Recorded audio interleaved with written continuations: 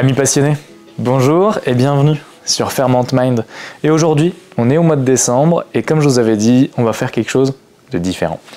Donc je vais me relaxer, je vais vous parler en fait tranquillement d'un sujet qui m'intéressait en ce moment et que je trouvais important d'aborder avec vous et qui pourrait vous plaire.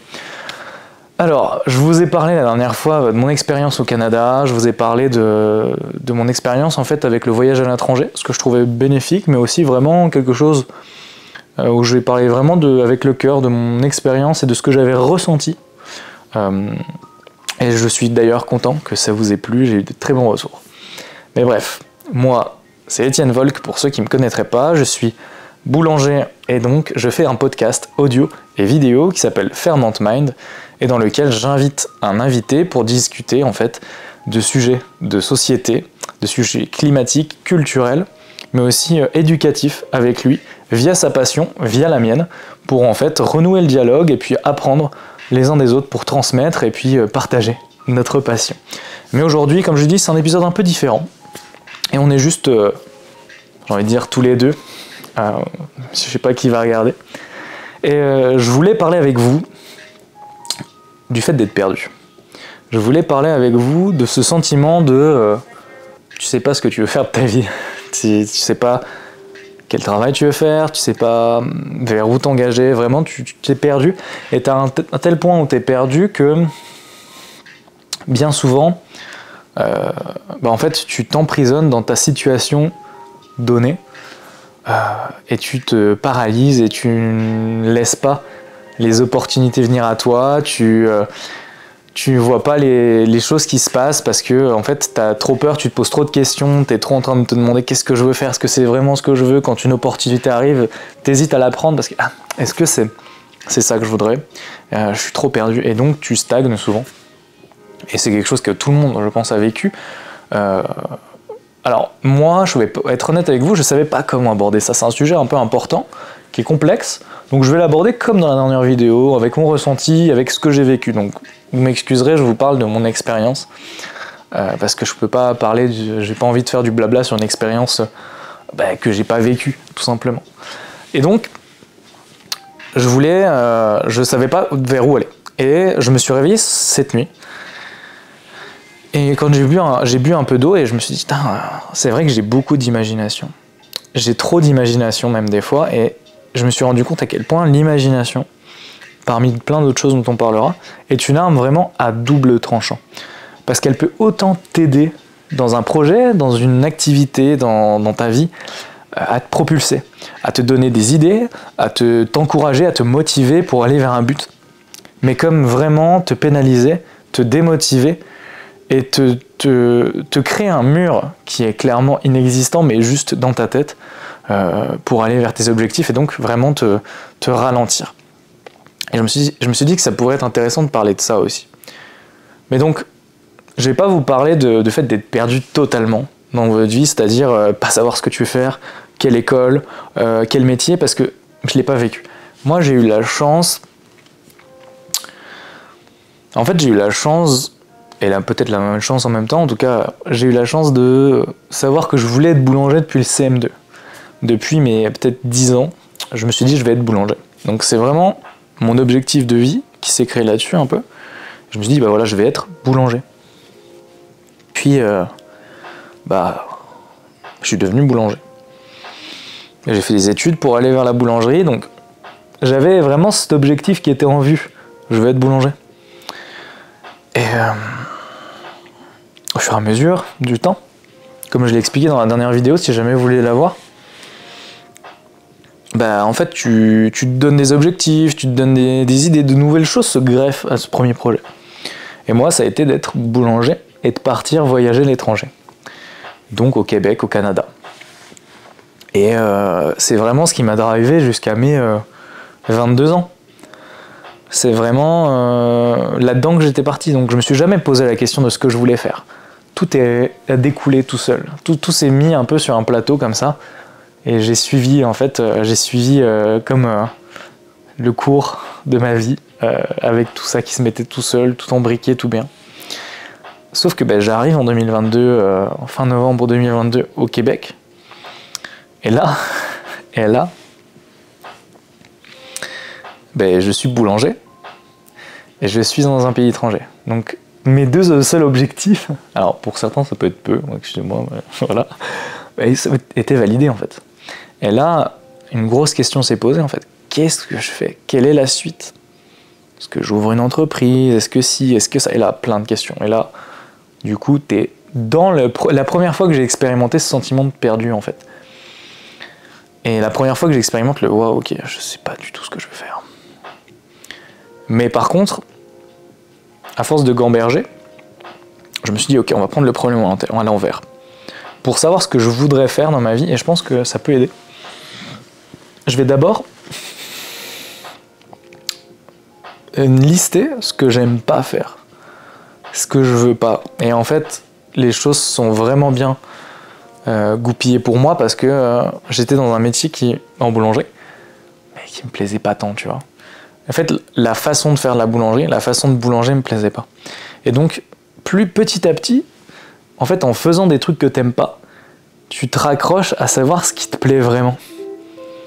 Et en fait, tu apprends à découvrir vraiment. Ça m'a vraiment aidé de pas savoir ce que je voulais. Enfin, pas de pas savoir, mais de savoir ce que je n'aimais pas. Dans mon domaine, du moins. Et pour le coup, moi, c'était tout ce qui était le côté industriel, le côté grande.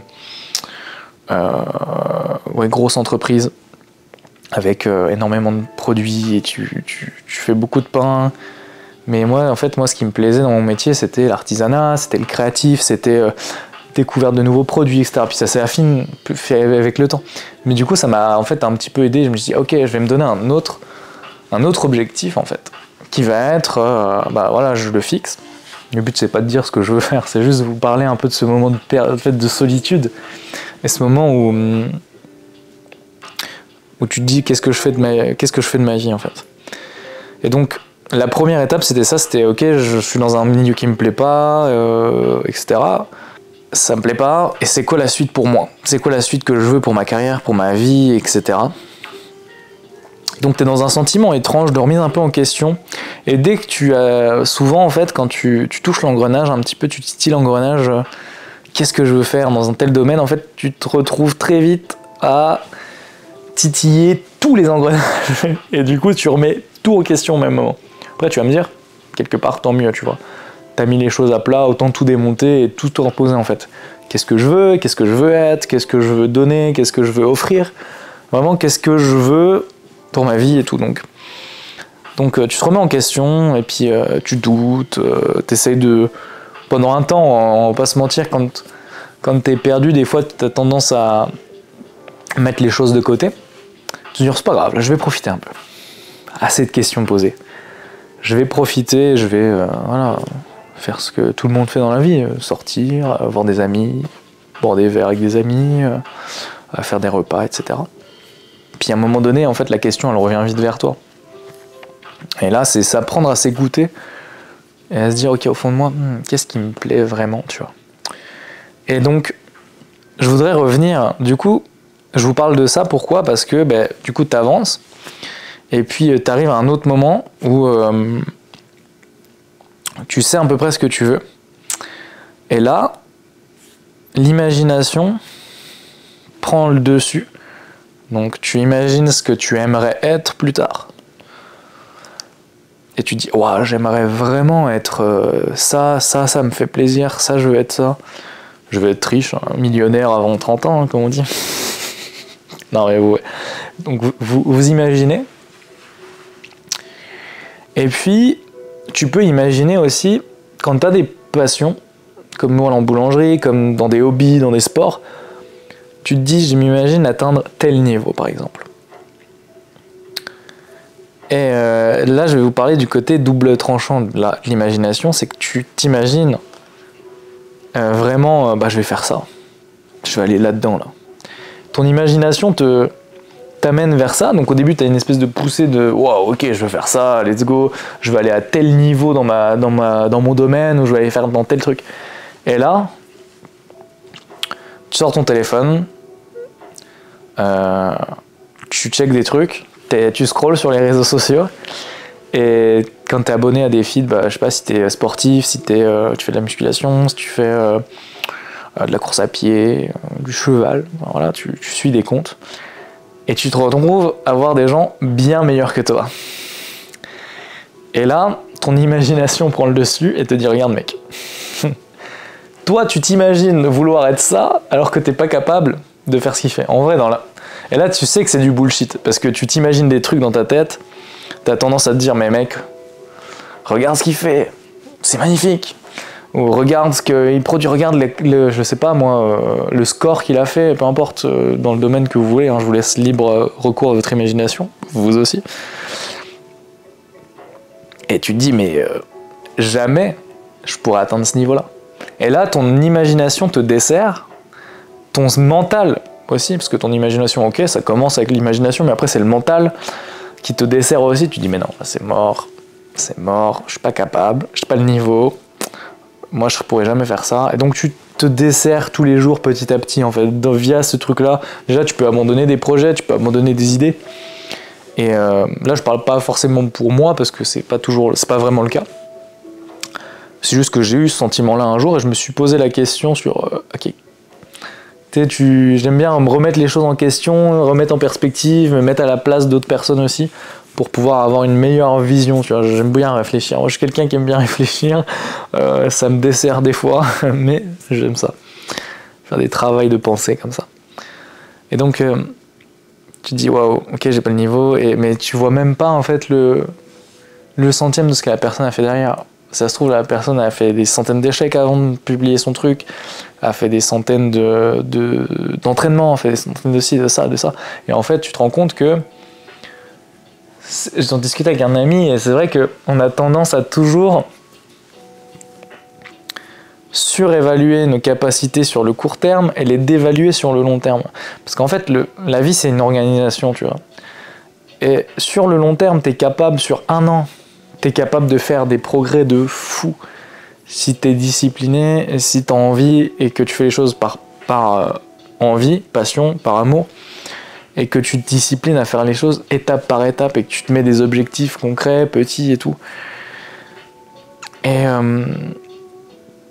Et c'est là que tu te rends compte que là, ton imagination peut prendre le relais et te jouer des bons tours, et pas des mauvais du coup. Hein, oui, c'est ce que je viens de dire. Mais genre vraiment te dire, waouh, ok, j'étais capable de ça, ouais, j'ai réalisé tout ça. Et si je parle de ça aujourd'hui, moi, c'est parce que je suis comme tout le monde. J'ai des rêves, j'ai des projets, j'ai des idées qui se greffent au fur et à mesure de ma vie. Je veux dire que j'étais perdu. Moi, je suis pas perdu aujourd'hui. Je sais ce que je veux faire. Je suis perdu. Je sais pas exactement. En fait, c'est ça qui est être perdu. On va en revenir après. Mais j'ai un truc qui est dans ma tête qui vient de faire bing. Je suis, oh, c'est l'idée. Bref. Mais ce que je voulais dire, c'est que quand t'es perdu, ben, des fois tu sais ce que tu veux faire, mais tu sais pas comment tu veux le faire.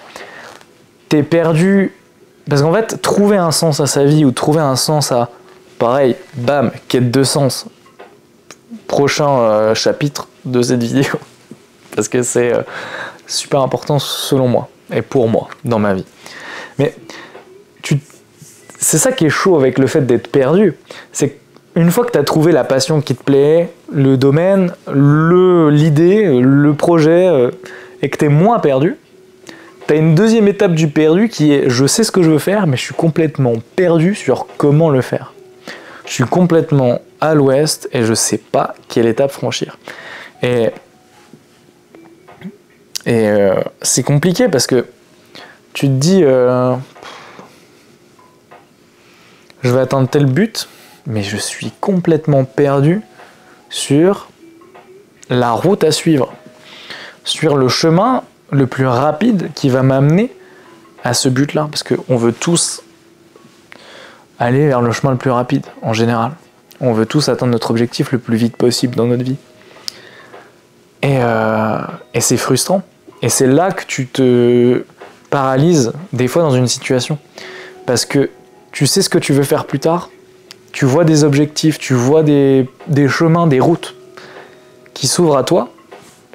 Je suis dans je suis dans boulangerie, l'endroit, par exemple, l'endroit qui me plaît, pour vous parler d'expérience. Quand est-ce que j'ai ressenti ça? T'es dans un boulot qui te plaît pas.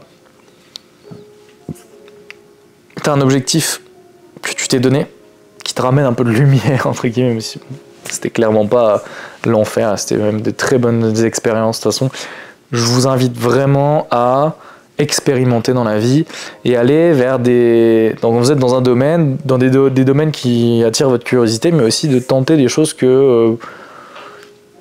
vous plaisent pas de facto ou qui vous disent non, c'est pas le genre de truc qui me plairait, parce que ça vous permet de vraiment fixer du vrai sur le truc. Ok, ça me plaît vraiment pas, ou ah waouh, je suis surpris, c'est mieux que ce que je pensais, il y a des trucs bons à tirer. Et il y a toujours des leçons à tirer de chaque expérience que tu fais, donc chaque expérience que tu vas prendre est toujours bonne, parce que ça te donne des leçons quand tu cherches à les retrouver, ces leçons-là. Mais ben voilà, moi je suis en boulangerie, dans une façon de faire de la boulangerie qui me plaît pas, je sais vers où je veux aller. Mais là, du coup, tu es dans tes processus, tu dis, faut que je change d'entreprise, faut que je fasse ci, mais là, tu as plein de voies qui s'amènent à toi. Ok, est-ce que, par exemple, je rentre en France? Est-ce que je pars dans un autre pays? Est-ce que je vais dans telle autre entreprise? Est-ce que je vais dans tel autre endroit? Et là, tu as plein de chemins qui se créent et que tu te crées mentalement. Mais en fait, t'es perdu, parce que tu sais pas quel chemin va aller le plus vite. Tu sais pas quel chemin prendre, parce que tu te dis il faut que je trouve le chemin clé, celui qui va m'amener le plus vite possible à mon objectif. Et quel chemin le plus rapide? Sauf que tu le sais pas à l'avance. Et je pense qu'il n'y a même pas de chemin plus rapide. L'important c'est d'avancer, tu vois, c'est de pas... Parce que quand tu te poses ces questions-là trop longtemps, tu laisses passer des opportunités, tu laisses passer des idées, tu laisses passer des choses, et tu stagnes, tu ne fais plus rien. Et tu restes dans une seule chose dont tu peux être sûr, tu restes dans une situation qui te plaît pas. Dans le doute de pas savoir quelle situation pourrait être mieux pour toi, tu restes dans celle qui te plaît pas. Sauf qu'à un moment donné, fuck it, faut y aller, tu vois. Faut bouger, faut prendre une décision, faut faire les choses. Alors faut les réfléchir parfois. Moi ce que je fais, c'est j'ai écrit. C'est bête, mais j'ai écrit. Ça m'aide à mieux visualiser ma problématique. Je trouve que l'écriture a cette magie-là, que quand t'as un problème qui reste dans ta tête, t'arrives pas à trouver de réponse, l'écrire factuellement, je crois que je sais plus c'est quelle situation qui disait, écrire le problème, c'est la résoudre à 50%. Moi je trouve ça plutôt vrai. T'as une problématique, tu l'écris sur un bout de papier, t'as un questionnement, t'as quelque chose qui... Putain, tu la vois physiquement devant toi, elle est plus dans ta tête, elle est factuelle, elle est dans le dur, elle est réelle, tu vois. Elle est physique. Tu la vois, et des fois t'es juste en mode... Mais...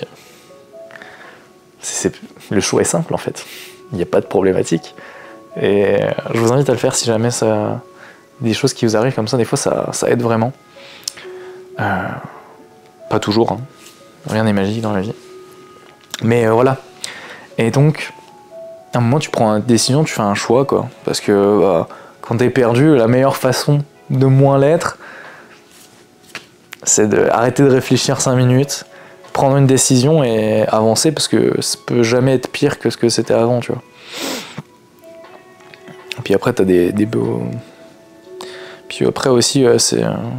les opportunités, elles passent pas à 70 ans, tu vois. Le train, il passe, mais tu sais pas quand est-ce qu'il va repasser. Donc à un moment donné, faut aussi avoir peur de l'inconnu, ne plus avoir peur de l'inconnu et de ce truc-là. Mais c'est pas toujours évident. Parce que des fois, t'es dans des thématiques compliquées. Quand c'est professionnel, ça va, mais quand ça peut être des trucs personnels, j'imagine pour certains, pour qui peuvent être plus durs, tu vois. Mais d'être perdu, c'est un sentiment bizarre, tu vois. C'est un sentiment où t'es dans un endroit, t'es dans un truc et t'arrives plus à trouver de plaisir dans tout ce qu'il y a autour de toi qui pourrait te donner du plaisir et qui t'en donnerait, tu vois. Parce que t'as trop de préoccupations à l'esprit, tu vois. T'es trop perdu. T'es trop focus sur le... Il faut que je trouve la solution de qu'est-ce que je fais de ma vie. Alors que la réalité, c'est qu'en vrai, on a tout le temps, pas tout le temps du monde, parce qu'on est mortel, mais pour y penser et pour trouver notre but. Mais pour moi, en tout cas, la meilleure façon que j'ai trouvée, c'est en me demandant qu'est-ce qui faisait le plus de sens pour moi dans ce que je faisais. Parce que je sais pas vous, c'est une question que je vous pose, hein. Répondez-moi et donnez-moi votre avis, c'est clairement pas des arguments d'autorité ou c'est clairement pas des réponses que je vous donne, c'est plutôt des questionnements de quelqu'un qui réfléchit, qui déballe un petit peu tout ce qu'il a dans la tête en vidéo. Pour pouvoir en fait communiquer avec vous, partager tout ça, si jamais ça vous plaît, quoi, un petit facecam, quoi. Mais moi, en tout cas, c'est vrai que je me suis rendu compte que j'arrivais pas à visualiser un futur pour moi sans qu'il y ait un sens et un but. Vraiment une quête de sens dans le fait de faire ce que je fais, tu vois. Qu'il y ait une utilité concrète à ce que je fais.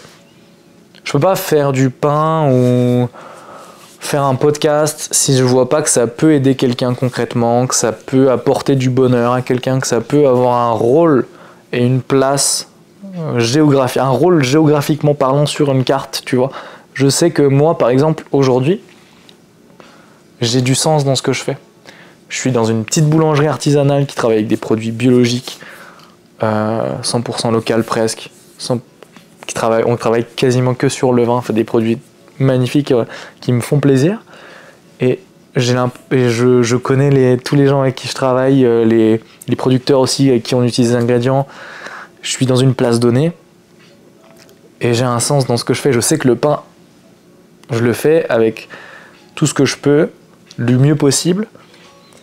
Et je le donne à des gens dans une localité, je sais que ça sert la localité, les gens dépensent leur argent pour acheter notre pain, mais nous on a dépensé notre argent, c'est que des producteurs du coin, et en fait tu nourris une localité, tu nourris et tu enrichis la communauté dans laquelle tu te trouves géographiquement à ce moment-là. Et le but c'est pas forcément pour moi de m'enraciner dans un endroit ou dans un autre, mais de le faire au moment où je le fais. Bah là ce sera pour tel endroit, le jour où je serai dans un autre endroit, ce sera dans un autre endroit, mais le faire avec sens, avec un but, et de te dire que tu as une utilité dans ce que tu fais, et tu as une utilité dans une communauté, tu as une utilité pour les autres. Parce que j'arrive pas à trouver de plaisir à faire un... Alors il faut savoir en trouver, mais j'arrive pas à trouver de plaisir dans le fait de faire quelque chose qui est juste pour moi-même en fait. Parce que je trouve ça... ok, mais what next quoi? Est-ce que je pourrais pas faire quelque chose qui me fasse plaisir, que je kiffe, que j'adore faire, mais qui en plus aide les autres, donne quelque chose aux autres. Tu vois, faire le podcast, je me suis dit, mais quel est l'intérêt si je fais un podcast qui parle de tout et rien? Par exemple, là, je me pose la question sur l'intérêt de ce podcast, par exemple, comme l'autre d'avant, mais c'est le but de faire un peu, de changer les choses et de changer ma façon de faire, un petit peu pour le mois de décembre et tout, mais partager avec un invité, de partager son expérience, de donner des clés peut-être à d'autres, de transmettre. Tu vois, ça a un but pour moi et ça a du sens. Parce que je me dis peut-être que dans le lot, il y a quelqu'un qui va regarder, un jeune, un moins jeune, quelqu'un qui est du métier ou qui n'est pas du métier, et que ça va aider. Ça va lui donner une connaissance, ça va lui donner une clé, ça va lui donner un engouement, une curiosité, quelque chose. Ça va lui faire ressentir quelque chose et ça va peut-être l'aider. Bah, je fais tout quand je fais le podcast, je le fais pour ça. Parce que je me dis, je vais peut-être toucher quelqu'un d'autre. Je vais peut-être donner quelque chose à quelqu'un, tu vois. Et je me vois pas faire quoi que ce soit sans qu'il y ait du sens, entre guillemets, quoi. Sans que je me dise, j'ai peut-être aidé quelqu'un ou je pourrais faire quelque chose pour quelque chose de plus grand que moi-même, en fait. Parce que on est dans une place où on a tendance à mettre peut-être beaucoup à l'ego, à se remettre à l'ego, à nous-mêmes, et c'est bien dans un certain sens, tu vois. Il faut repenser à nous, il faut repenser à ce qu'on veut faire de notre vie, à nos projets. Mais moi, ok, je fais ça, tu vois, je le fais. Fondamentalement, je repense à moi, je fais les choses pour moi, mais pour nourrir mes projets, mes envies. Mais mes envies et mes projets, je pourrais pas les faire si c'était juste sur moi-même. Si ça n'a pas de sens selon moi. Ça n'a pas de... Il faut que ça touche quelque chose, tu vois, il faut que j'apporte quelque chose à mon échelle, à ma mesure. Je suis qu'un jeune boulanger de 24 ans qui est au Québec, tu vois. Mais que je puisse apporter quelque chose à quelqu'un, un petit peu, un petit truc. Je le fais avec mon métier, j'apporte du pain, j'apporte un petit peu de bonheur quand les gens mangent du pain, tu vois. Mais ouais, C'est ça, c'est trouver du sens. Donc ça m'aide aussi quand je suis perdu à me dire, ok, je sais que je suis perdu, mais qu'est-ce qui pourrait m'apporter le plus de sens? Qu'est-ce qui, selon moi, a le plus de sens? Qu'est-ce qui, selon moi, pourrait aider les autres? Qu'est-ce que je pourrais faire qui pourrait apporter quelque chose à quelqu'un? Parce que ça, moi, je trouve ça important, ouais. Ouais, c'est...